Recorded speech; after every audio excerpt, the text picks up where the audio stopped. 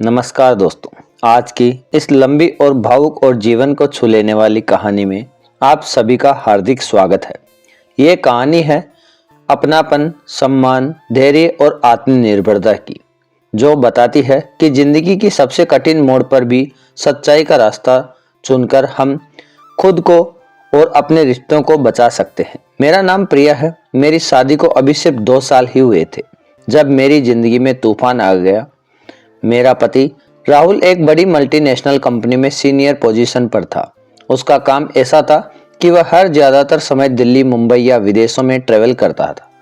घर पर मैं और मेरे ससुर जी अकेले रहते थे। सासू माँ का देहांत शादी से कुछ महीने पहले ही हो गया था।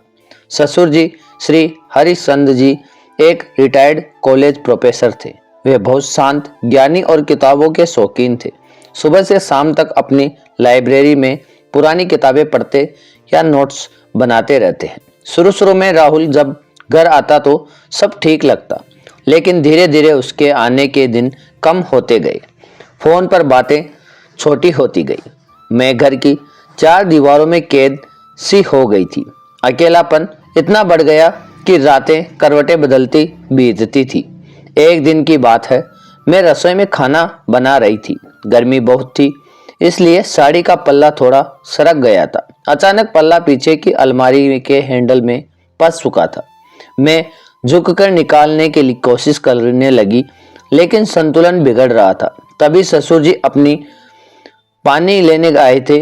उन्होंने देखा और धीरे से कहा, रुकिए बेटा, मैं निकाल देता हूँ। उन्होंने बहुत सम्मान से, बिना कुछ गलत नजर आए, पल्ला निकाला और बोले, संभल कर काम किया करो, कमर पर जोर पड़ता है।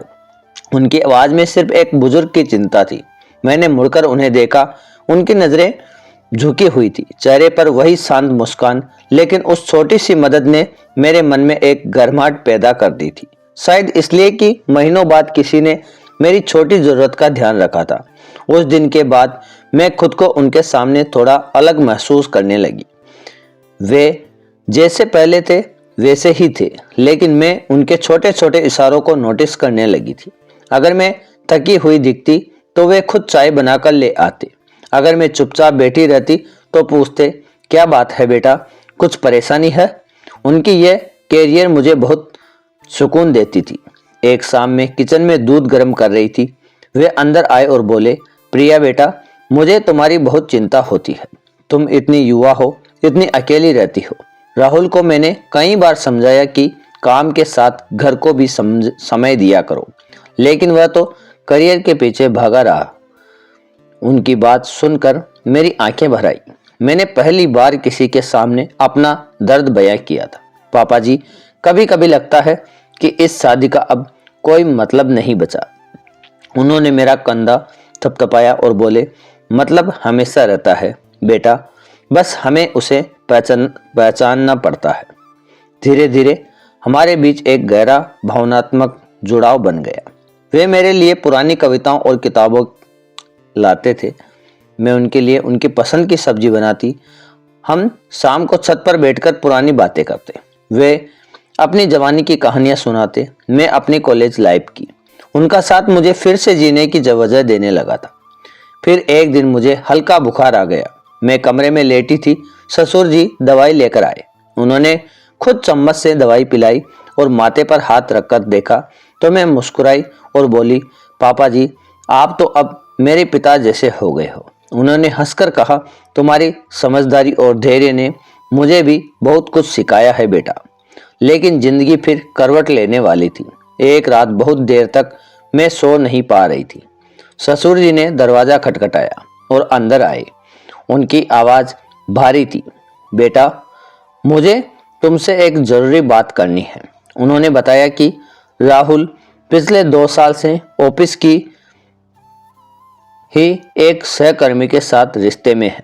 उसका सारा ट्रेवल, देर रात फोन कॉल्स सब उसी के लिए थे।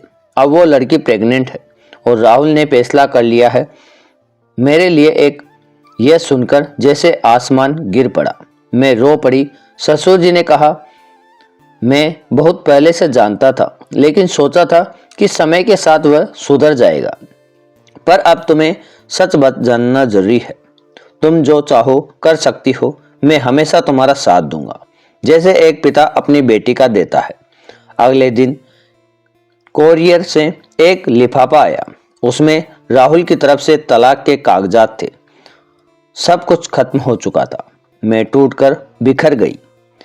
ससुर जी ने मुझे संभाला। वे बोले, बेटा, अब नई शुरुआत का समय है, मैं तुम्हारे साथ हूँ। उस रात में छत पर गई। ठंडी हवा चल रही थी, सितारे चमक रहे थे। ससुर जी भी पीछे पीछे आ गए। मैंने उनसे पूछा, पापा जी, आप अब मुझे बेटा कहते हैं, जब मेरा पति मुझे अपना नहीं मानता। उन्होंने धीरे से कहा, तुम मेरे लिए हमेशा एक बेटी जैसी रही हो प्रिया। रिश्ते नामों से नहीं, एहसासों से बनते हैं। अगले दिन मैं मंदिर गई। माँ दुर्गा के सामने घंटों बैठी रही। मन ही मन प्रार्थना की, सिर्फ सम्मान और सच्चाई के साथ जीने की शक्ति मांगी। बाहर आकर मैंने ससुर जी का हाथ थामा और कहा, पापा जी, आपने मुझे टूटने नहीं दिया, आपने मुझे फिर से जीना सिखाया है। लेकिन मैं नहीं चाहती कि हमारा रिश्ता कभी ऐसा रंग ले जो समाज की नज़र में गलत हो। मैं आपके साथ रहूंगी, जैसे एक बेटी अपने पिता के साथ रहती है। आपकी इज्जत मेरे लिए सबसे ऊपर है। उस फैसले के बाद मेरी जिंदगी नई दिशा में मुड़ी।